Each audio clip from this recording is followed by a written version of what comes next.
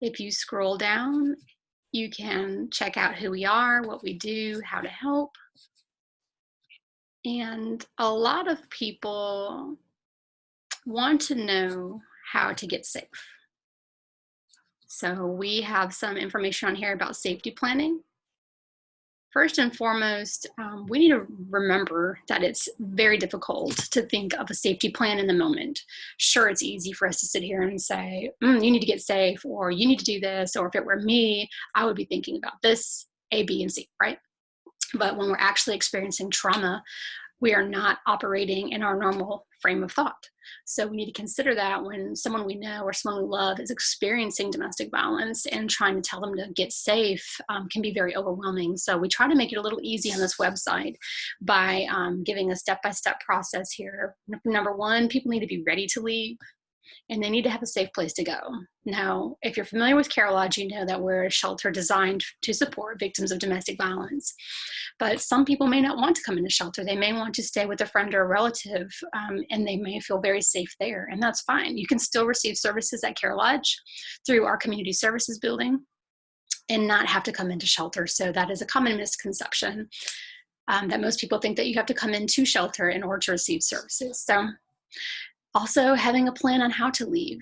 Have you already left and you need to be safe? Or are you trying to leave and thinking of things to help keep you safe before you leave? If there's children involved, we want to make sure that they know as much as they need to know to keep them safe and be a part of the safety plan as well. Now, here's a list of things that are suggested to have with you because it will make life a little smoother in trying to get into your own place if you're planning on moving into independent housing. But it's not necessary. We can assist people with getting new forms of identification, birth certificates, and things like that. So, pets also. A lot of people stay at home because they don't want to leave their pets behind. But please, please, please, if you have pets, bring them with you. We have great partnerships with veterinary clinics throughout the state in our service area that work with us to provide veterinary care for the survivors that we help. So if that is a barrier keeping you back, please do know that we have solutions. So don't be afraid to bring them with you. There are other resources here, like a personalized safety plan. You just click on the link and it goes to this little guy right here. And it's something that you can print off, or you can just look at it and think through what you want to have your plan include. So who can you tell about what's going on? Who's in your circle fighting for you? Who knows about what's going on? Who knows where you work? And if you're working somewhere, then is your employer aware of what's going on? We have a lot of cases where harassment happens by the abuser calling the workplace or coming on site, and that creates additional issues for the victim.